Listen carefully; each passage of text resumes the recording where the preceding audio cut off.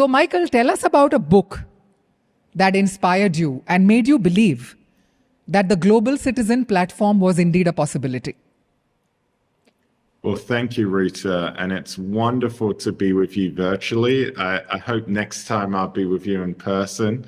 Yes. You know, a book that really struck me when I was in university, just finishing high school and figuring out how to make a difference in the world. You know, I had been one of those kids who throughout high school, I was bottom of the class, was bad at sports, which is blasphemy for an Australian to say, couldn't kick a football in the right direction to save my life. But for a fantastic teacher, really wouldn't have been able to get into university. But because I had this great teacher, I was able to study law, get into university, and really be grateful for the opportunities I had. And I wanted to give back, and I wanted to make an impact and extend opportunity to children around the world who didn't have maybe the same opportunities I had growing up in Australia. And a book which one of my teachers recommended to me at the time, he was my English literature teacher in my last year of high school. He recommended a book called The Road Less Traveled by M. Scott Peck.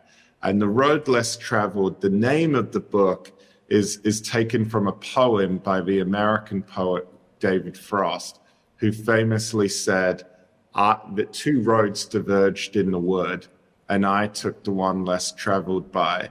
And for that, it has made all the difference. And M. Scott Peck's book, The Road Less Traveled, it really paints up a way on how to be brave, how to be courageous, and how to take that road less traveled. And it was something that gave me a lot of comfort in my life. Studying law school, everyone was like, do I need to go out and work for the big law firms? Do I need to get a graduate position working as a big lawyer? I've just studied law school. And instead, this taught me to go out and start my own organization, Global Citizen, and have confidence in that. And really, I think at the end of the day, you know, believe that, listen, what's the worst that can happen? If it's failure, there's still going to be law firms there for you in a few years' time. So don't stress the small stuff. So I would definitely recommend M. Scott Peck's book, The Road Less Traveled, for those looking to take the road less traveled by.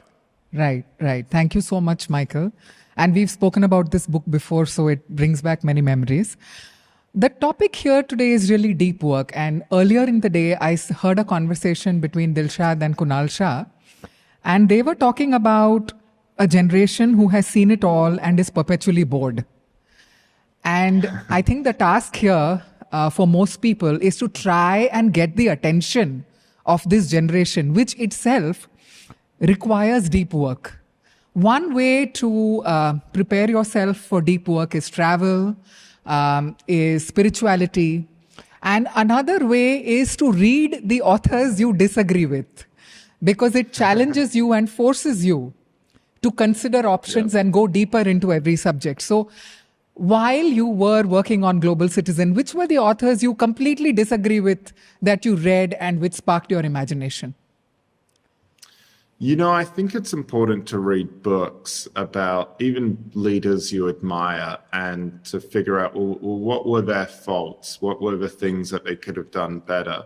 Because the reality is I think society gets itself into trouble when we put everyone on a pedestal and we idolize people and we don't see them for very human figures, because even the most greatest leaders of all were people and flawed human beings in and of themselves. And so there's many books out there that I try and read that take, you know, critical views and open-ended views about people we might admire in the world. One particular book was that I read a few years ago was called Churchill's Shadow, which, you know, growing up with my parents are from the UK, you know, Winston Churchill has a certain type of reverence in the UK. I know less so perhaps in India.